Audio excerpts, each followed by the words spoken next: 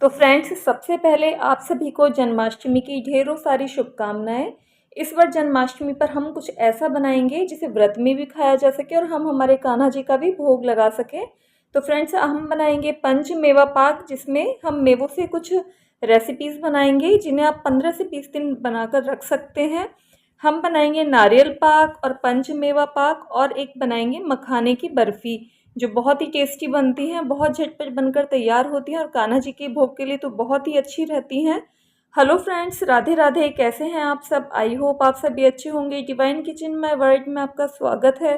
तो फ्रेंड्स, आज हम बनाएंगे मखाना बर्फ़ी, जिसमें हमें चाहिएगा मखाना, और एक हम पंच मेवा पाक बनाएंगे जिसके लिए यहाँ मैंने नारियल को कद्दूकस किया है, किशमिश, बादाम और काजू लिए हैं। तो चलिए फ्रेंड्स, वीडियो स्टार्ट करते हैं। सबसे पहले यहाँ हमें एक भारी पैंदे की कढ़ाई लेनी है, उसमें मैंने घी डाला है। घी आप ज़्यादा मात्रा में लें क्योंकि हमें ये जो ड्राई फ्रूट्स हैं इन्हें फ्राई करना है। जो मैं पंचमेवा पाक बनाऊंगी उसमें मैं थोड़ी सी गोंद भी डालूंगी, ऑप्शनल है। वैसे गोंद का जो टेस्ट है वो बहुत ही अच्छा आता है। घी जब गर्म हो जाएगा तो यहाँ मैंने गोंद को डाल दिया है। अब ये बहुत थोड़ी सी दिखाई दे रही है, लेकिन ये फूल कर 3 गुना हो जाएगी। ये देखिए हल्की हल्की सी फूलने लगी है। हमें इसे चलाते रहना है जिससे कि गोंद चारों तरफ से अच्छी तरह से सिक जाए और फूल जाए। गोंद वैसे ऑप्शनल है, लेकिन इसका टेस्ट बहुत अच्छा आता है, तो आप डालिए अगर आपके पास है तो। ये जो गोंद है बहुत अच्छी तरह से फूल चुकी है। फूलने के बाद में हम इसे निकाल लेंगे। और फ्रेंड्स, जो पंचमेवा पाक जो हम बनाएंगे उसमें आप कोई भी ड्राई फ्रूट्स यूज़ कर सकते हैं जो आपके पास हो। अब यहाँ मैं डालूंगी काजू। ये टुकड़ी वाले काजू लिए थे, वैसे भी हमें इन्हें दरदरा ही करना है, इसलिए मैंने टुकड़ी वाले लिए थे। आप साबुत काजू होते हैं वो भी ले सकते हैं। ये जो काजू है हमारे, ये भी फ्राई हो गए हैं, इन्हें निकाल लेंगे। और काजू के निकालने के बाद में हम बादाम फ्राई करेंगे। फ्रेंड्स, आप इन्हें कच्चा भी यूज़ में ले सकते हैं, लेकिन फ्राई करने के बाद में जो हम पंचमेवा पाक बनाएंगे उसका टेस्ट बहुत ही अच्छा आता है, बहुत टेस्टी लगता है। और अब हम बादाम डालेंगे। बादाम को भी हमें तब तक फ्राई करना है जब तक इनका हल्का सा कलर डार्क ना हो जाए और ये फूल भी जाएंगे थोड़े से। तो इतना फ्राई करके हम इसे निकाल सकते हैं। और यहाँ मैंने जो 5 मेवे हैं, यानी कि काजू, बादाम और नारियल को, मैंने एक नारियल था जिसे मैंने कद्दूकस कर लिया था, और किशमिश ली है। आप चाहें तो जो खरबूजे के बीज हैं वो भी ले सकते हैं, वो भी बहुत ज़रूरी होते हैं, उनसे भी बहुत अच्छी लगती है, लेकिन मेरे पास थे नहीं तो मैंने उसे लिया नहीं है। और यहाँ ये मखाने ले लिए थे मैंने। मखानों को भी मैं घी में रोस्ट कर लूँगी, आप ड्राई रोस्ट भी कर सकते हैं। और फ्रेंड्स, ये जो घी में रोस्ट करने और ड्राई रोस्ट करने में एक डिफरेंस होता है कि जब हम मखानों को ड्राई रोस्ट करते हैं तो वो फूल के मोटे हो जाते हैं, और जब हम इन्हें घी में रोस्ट करते हैं तो ये थोड़े से सिकुड़ जाते हैं, लेकिन इनका भी टेस्ट बहुत अच्छा आता है। मखाने वैसे भी हेल्दी होते हैं और सारे ड्राई फ्रूट्स ही हेल्दी होते हैं। तो इस तरह से ये जो हमारे मखाने हैं ये भी सिक चुके हैं, एकदम से क्रिस्पी हो जाते हैं। आप हाथ से तोड़ के देख लीजिए, बहुत जल्दी सिकते हैं। इन सबको मैंने एक परात में निकाल लिया था।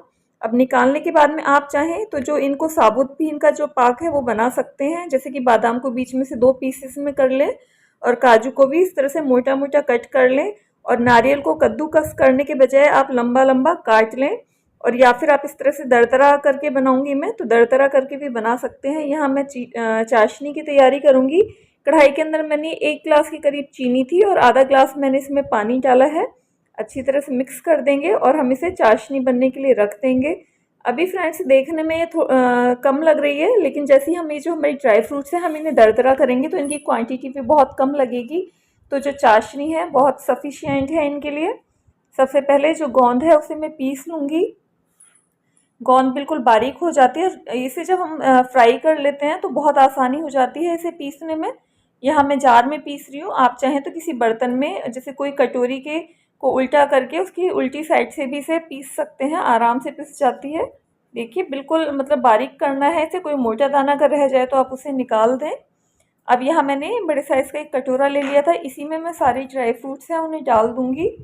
यहाँ ये जो मैंने गोंद पीसी थी इसे मैं इसमें निकाल दूँगी। और गोंद के बाद हम ये जो काजू हैं इन्हें कर लेंगे, दरदरा कर लेंगे। काजू बादाम एक साथ डाल लें आप। और जो खरबूजे के बीज हैं, अगर आपके पास वो हैं, आप उन्हें ले रहे हो तो आप उन्हें हल्का सा फ्राई कर लें, वो बहुत जल्दी फ्राई होते हैं, तो उन्हें डालते ही तुरंत निकाल लें और उन्हें पीसने की ज़रूरत नहीं रहती है क्योंकि वो बहुत ज़्यादा बारीक होते हैं। ये देखिए काजू और जो हमारे बादाम थे वो भी दरदरे हो गए हैं। हमें इतने दरदरे करना है, इससे ज़्यादा बिल्कुल बारीक भी नहीं करना है। और फ्रेंड्स, ये जो पाक है ये हेल्दी भी होता है। आप इसे कृष्ण जन्माष्टमी पर पहले से तैयारी कर कर रख सकते हैं। कान्हा जी का इससे भोग लगाइए और ये ख़राब भी नहीं होता है। आप इसे 20 से 1 महीने तक स्टोर करके रख सकते हैं और आप इसे वैसे भी बना के खा सकते हैं। कई बार बच्चे ड्राई फ्रूट्स खाना पसंद नहीं करते हैं, तो इस तरह से आप पाक बना के खिलाइए, बच्चों को बहुत टेस्टी लगते हैं। अब यहाँ मैंने मखाने थे उन्हें डाल लिया है। मखानों को भी हम दरदरा कर लेंगे और इन्हें निकाल लेंगे, और जो बचे हुए मखाने थे वो भी मैं इसमें डाल दूँगी। और फ्रेंड्स, मखानों के साथ मैं इसमें किशमिश भी डाल दूँगी, जिससे कि किशमिश भी हल्की सी बीच में से इसके जैसे 1-2 टुकड़े हो जाएं। अगर आपके पास छोटी वाली किशमिश है तो आप उसे ग्राइंड ना करें, लेकिन यहाँ ये जो मैंने किशमिश ली थी ये साइज़ में थोड़ी सी लंबी थी, तो इसलिए मैंने इसे डाल दिया। बस ये हल्का सा ये जो किशमिश है, एक तो इसके टुकड़े हो जाते हैं, बल्कि छोटे छोटे हो जाते हैं, और चाहे तो आप इसे साबुत भी डाल सकते हैं। ये मैंने इसे मखानों के साथ हल्का सा इस तरह से चला लिया था। अब इन्हें हम अच्छी तरह से मिक्स कर लेंगे। देखिए सारे मतलब जो ड्राई फ्रूट्स थे अच्छी तरह से दरदरे हो गए थे। आप चाहें तो इनको बिल्कुल बारीक करके और जो मावा होता है वो भी इसमें मिला सकते हैं। और यहाँ मैं इसे चाशनी के साथ बनाऊंगी। अगर आप इसमें मावा डालना चाहें तो मावे को डाल दें, और घी में हमने ड्राई फ्रूट्स को फ्राई किया था तो घी तो इनमें है ही, और थोड़ा सा घी मावे में भी होता है, और साथ में आप उसमें बूरा या देसी खंड, पाउडर शुगर मिला के इनके लड्डू भी बना सकते हैं। वो भी बहुत टेस्टी होते हैं, लेकिन उन्हें आप ज़्यादा दिन के लिए स्टोर करके नहीं रख सकते। और जो पाक है आप उसे बहुत दिनों के लिए स्टोर करके रख सकते हैं। अब यहाँ मैंने 6-7 जो हरी इलायची होती हैं उन्हें पीस के डाला है। हरी इलायची से जो हमारा पाक है उसका जो टेस्ट है वो बहुत ही अच्छा आएगा। इन सबको हमने अच्छी तरह से मिक्स कर लिया है।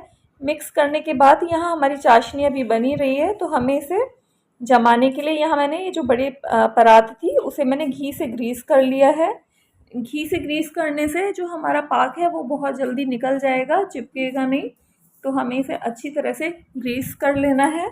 और ग्रीस करने के बाद अब हम चाशनी को चेक करेंगे। चाशनी हमारी हमें मतलब है ना 4-5 तार की चाशनी बनानी होती है, गाढ़ी सी एक चाशनी बनानी होती है। अगर हल्की सी भी गीली रह जाती है तो ये जो हम पाक जमाएंगे तो वो जमेगा नहीं। अभी चाशनी थोड़ी सी पतली थी। अब मैं यहाँ चेक कर रही हूँ, अभी ये खाली 1 तार की चाशनी है, तो मैं इसे 1 मिनट के लिए और पकाऊंगी। 1 मिनट के अंदर ही इसमें 3 से 4 तार बनने लग जाएंगे। और इस तरह से जब खूब सारे ऊपर बबल्स दिखाई देने लग जाए तो हम ये जो ड्राई फ्रूट्स थे इन्हें डाल देंगे, और डालने के बाद में हमें इसे चलाना है। थोड़ा सा आपको डालते ही थोड़ा सूखा लगेगा, लेकिन आपको टेंशन नहीं लेनी, इसे चलाते जाना है। चाशनी के साथ बहुत अच्छी तरह से मिक्स हो जाएंगे। ये देखिए, अगर हमने इसे थोड़ा सा इसे ज़्यादा गीला रख दिया तो जो चाशनी है वो जो पाक है वो जम नहीं पाएगा, और चाशनी खाने में ज़्यादा आएगी, ज़्यादा मीठा लगेगा तो अच्छा भी नहीं लगता। तो हमें इसकी जो बर्फ़ी वाला जो टेस्ट है वो इसमें आना चाहिए, तो इसलिए मैंने यहाँ चाशनी कम डाली है। और इसे हम जो ग्रीस की हुई परात थी उसमें निकाल देंगे, और निकालने के बाद में हमें इसे तुरंत ही सेट करना है, क्योंकि ये जो चाशनी है जब हम ज़्यादा गाढ़ी बनाते हैं तो बहुत जल्दी ठंडी होती है और फिर ये सेट भी नहीं हो पाती। इसलिए हमें इसे गरम गरम तुरंत ही निकाल कर अच्छी तरह से जिस बर्तन में आपको इसे जमाना है आप पहले से ग्रीस करके रखें और उसे हैंड टू हैंड इसे सेट कर दें। देखिए, अब हम इसे रख देंगे 15 से 20 मिनट में ही ये ठंडा हो जाएगा, लेकिन आपको इसको हल्के से गर्म में ही इसमें कट भी लगा लेने हैं, नहीं तो बिल्कुल ठंडा होने के बाद अगर आप इसमें कट लगाएंगे तो थोड़ा सा मतलब दिक्कत होगी कट लगाने में। ये देखिए, बस इस तरह से एक शार्प नाइफ ले लें और उससे कट लगा लें। इसमें जो मैंने बादाम और जो काजू थे, जैसे कई बार मोटे टुकड़े रह जाते हैं तो इस वक्त इस तरह से काटने में थोड़ी सी दिक्कत आती है, लेकिन आप आराम से इसे कर सकते हैं। जितने बड़े भी आपको पीसेस चाहिए उतने बड़े आप पीसेस में इसमें कट लगा लें। और फ्रेंड्स, ये जो जन्माष्टमी पर कई चीज़ें बनाई जाती हैं, त्यौहार वाले दिन बहुत ज़्यादा काम रहता है और टाइम नहीं मिल पाता है बनाने का, तो आप अगर उस दिन त्यौहार वाले दिन टेंशन फ्री रहें और त्यौहार का को एंजॉय करें अच्छी तरह से, तो इसलिए आप ये जो चीज़ें हैं कुछ चीज़ें पहले ही बनाकर तैयारी कर कर रख सकते हैं। और ये ड्राई फ्रूट्स हैं, ये ख़राब भी नहीं, ड्राई फ्रूट्स पाक है यानी कि पंचमेवा पाक है जो ख़राब भी नहीं होता है। तो यहाँ आप इसे 2 से 3 दिन पहले बना कर रख सकते हैं, बहुत ही जल्दी बन के तैयार होती है। ये देखिए इसे 1 डेढ़ घंटा और हो गया है, बिल्कुल ठंडी हो चुकी है। तो इसे निकालने के लिए आप इस तरह का मतलब स्पैचुला टाइप का या फिर जो पलटा होता है जो आगे से थोड़ा सा नुकीला हो, पैना हो, उस हिसाब से आप इसे निकालें। थोड़ा सा आप इसे नीचे इसमें करेंगे इस तरह से, बहुत आराम से जो हमारा पाक है वो परात से अलग हो जाएगा। आप इसमें फिर नाइफ़ की मदद से वापस से इस तरह से कट लगा लें नीचे तक, तो बहुत जल्दी बहुत आराम से निकल कर तैयार हो जाता है। ये देखिए जो हमारा पंचमेवा पाक है बहुत अच्छी तरह से बनके रेडी हुआ है। ना तो बिल्कुल सॉफ्ट है और ना ही बिल्कुल टाइट है, और ये ख़राब भी नहीं होता। अगर ये हल्का सा गीला रह जाता है, कई बार चाशनी जो है वो ढीली रह जाती है, तो इसका जल्दी ख़राब होने का डर रहता है। इसलिए आप ध्यान रखें कि 3 से 4 तार वाली चाशनी बनाएं जब तक कि चाशनी में झाग ना आने लग जाए। इससे जो पंचमेवा पाक, जो आप कोई भी मेवा पाक बनाते हैं तो वो बहुत दिनों तक आप इसे स्टोर करके रख सकते हैं। यहाँ मैंने इसे परात में सेट किया था, और अगर आपके पास जो चौकोर वाली ट्रे हो तो आप उसमें सेट कीजिए। इससे जो हमारे जो पीसेस हैं पाक के वो एकदम से इवन निकल के तैयार होंगे, सारे बराबर निकलेंगे चौकोर पीसेस में। ये देखिए बहुत आराम से टूट रही है। तो हमारी जो चाशनी थी वो इतनी ज़्यादा टाइट भी नहीं थी। कई बार चाशनी ज़्यादा टाइट हो जाती है तो कड़क हो जाती है। और अगर आप ज़्यादा जैसे क्वांटिटी में बनाएं तो आप बहुत ज़्यादा क्वांटिटी में इसे बनाकर रख सकते हैं। सर्दियों में भी आप इसे बनाइए। बच्चों को ड्राई फ्रूट अगर वो नहीं खाते हैं, लड्डू नहीं खाते हैं, तो आप इस तरह से मेवा पाक भी बना के खिला सकते हैं, बहुत हेल्दी होता है। ये देखिए हमारे जो टेस्टी सा जो मेवा पाक है, पंच मेवा पाक जन्माष्टमी के लिए बनकर रेडी है। अब हम आगे तैयारी करेंगे। यहाँ मैंने पंच मेवा पाक बनाया था, अब आगे मैं बनाऊंगी एक नारियल का पाक बनाऊंगी और एक मैं बनाऊंगी मखाने की बर्फ़ी। तो सबसे पहले मखाने की बर्फ़ी बनाने के लिए मैंने जो मखाना है उसे मैं ड्राई रोस्ट करूँगी।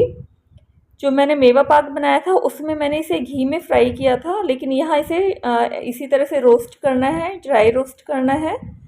हम इसे जो गैस का फ्लेम है स्लो रखना है, 1 मिनट के अंदर ही अच्छी तरह से रोस्ट हो जाते हैं। तो आप जब रोस्ट करने के बाद में एक जैसे मखाने को उंगली के बीच में दबाकर देखें, अगर ये आराम से टूट जाता है तो समझ लीजिए जो मखाने हैं वो रोस्ट हो गए हैं। और अगर रोस्ट नहीं हो, मतलब हल्के से कच्चापन सा रहता है, हम दबाएंगे तो टूटेंगे नहीं, तो हमें और सेकना है, क्योंकि फिर ये पिसने में दिक्कत आएगी और टेस्ट में भी इतना अच्छा नहीं लगता। और अगर ये अच्छी तरह से रोस्ट हो जाता है, इस तरह से तोड़ेंगे तो बहुत आराम से टूट जाएगा और एक आवाज़ भी आएगी। तो समझ लीजिए मखाना रोस्ट हो गया। इससे हमारा जो बर्फ़ी है वो बहुत टेस्टी बनेगी। अब रोस्ट होने के बाद में हम इसे ठंडा होने के लिए यहाँ मैं इसे एक बर्तन में इसे निकाल लेंगे। अब उसी पैन में मैंने जो नारियल का बुरादा आता है, यानी कि डेसिकेटेड कोकोनट डाला है। मेवा पाक में मैंने कद्दूकस किया था नारियल को, और यहाँ मैं जो बिल्कुल बारीक वाला नारियल है वो ले रही हूँ। इसे भी हमें 1 मिनट के लिए फ्राई करना है, रोस्ट करना है। आप चाहें तो इसमें घी भी डाल सकते हैं, लेकिन जो कोकोनट होता है उसके अंदर खुद का ऑयल होता है तो ज़्यादा कोई ज़रूरत भी नहीं होती। लेकिन अगर आप डालना चाहते हैं तो 1 चम्मच आप इसमें घी डाल दें और उससे फिर आप इसे सेक लें। 1 मिनट में ही इसमें खुशबू आने लग जाएगी। उसे ठंडा होने के लिए रख देंगे। यहाँ हमारे जो मखाने थे वो भी ठंडे हो गए हैं। अब मखानों को हम पीस लेंगे, और ये देखिए जो मखाना है हमारा एकदम पाउडर फॉर्म में आ गया। मतलब हल्के अगर वो मोटा भी रह जाए तो कोई दिक्कत नहीं है। जब हम इसे चाशनी में डालेंगे तो चाशनी में जाने के बाद में ये एकदम से जो इसके दाने हैं वो सॉफ्ट पड़ जाएंगे और हम चाशनी बनाएंगे। चाशनी बनाने के लिए यहाँ मैं 1.25 कटोरी के करीब चीनी लूँगी। और फ्रेंड्स चीनी है ना, आप ज़्यादा कम भी अपने अकॉर्डिंग कर सकते हैं, क्यों, लेकिन ज़्यादा अगर हम चाशनी बनाते हैं तो वो एकदम ज़्यादा मीठा बन के तैयार होता है पाक, और ज़्यादा मीठा फिर खाया भी नहीं जाता और खाने में अच्छा भी नहीं लगता है। तो हम जितने जैसे ड्राई फ्रूट वगैरह जो भी हम पाक बना रहे हैं उसमें जितना हम ड्राई फ्रूट डालेंगे उसी के अकॉर्डिंग हमें चीनी डालनी है। क्योंकि फ्रेंड्स हम यहाँ मेवा पाक बना रहे हैं, नारियल पाक बना रहे हैं, और ना कि चीनी का पाक बना रहे हैं। तो हम अगर मेवा पाक बना रहे हैं तो हमें मेवे का भी उसमें टेस्ट आना चाहिए, ना कि चीनी का। तो इसलिए मैंने यहाँ जो चीनी है वो कम मात्रा में लिए। देखिए चाशनी बन के तैयार है। और हाँ, ये जो चाशनी है ये मैंने नारियल पाक और मखाने की बर्फ़ी दोनों के लिए बनाई है। मैं इसी में से ही दोनों के लिए लूँगी। अच्छा झाग आने लग गया था कि मतलब ये 3-4 तार की चाशनी बन गई है। अब मैं चमचे की मदद से इस तरह से इसमें चाशनी डाल लूँगी, मिक्स करके देखूँगी, और अगर मुझे लगेगा की जो चाशनी है मुझे और ज़रूरत है तो मैं उसमें ले लूँगी। यहाँ मैंने गैस ऑन कर दी है और जो चाशनी वाली गैस थी उसे भी मैंने मीडियम फ्लेम पर रख दिया था। ये देखिए मिक्स करने के बाद में एक अच्छा सा मतलब जो हमारा मखाने का जो टेक्सचर है अच्छा गीला हो गया है। अब इसके में और अच्छे से टेस्ट के लिए मैंने इसमें 1 चम्मच घी ऐड किया था और थोड़ा सा चलाने के बाद हम गैस ऑफ कर देंगे। और फ्रेंड्स बिल्कुल भी लालच नहीं करना है। देख के अभी आपको थोड़ा सा गीला लगेगा, लेकिन हमारी जो चाशनी थी वो इतनी गाढ़ी थी कि बहुत आराम से सेट हो जाएगा। तो आपको बस उसी टाइम पर मिक्स करने के बाद में गैस ऑफ कर देनी है। इस तरह से मैंने जो दोनों प्लेटें थी उन्हें घी से ग्रीस कर लिया था और ग्रीस करने के बाद में जो मखाने का जो मिक्सचर था वो इस तरह से फैला दिया था। और यहाँ मैंने पिस्ते और जो बादाम की जो कतरन है उससे इसे गार्निश किया है।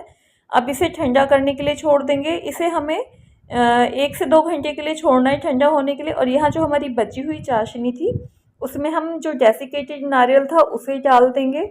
और फ्रेंड्स आप चाहें तो इसका टेस्ट बढ़ाने के लिए इसमें मिल्क पाउडर भी ऐड कर सकते हैं, मावा भी ऐड कर सकते हैं और या फिर ऐसे ही बना सकते हैं। ऐसे भी जो इसका टेस्ट है वो बहुत ही अच्छा आता है।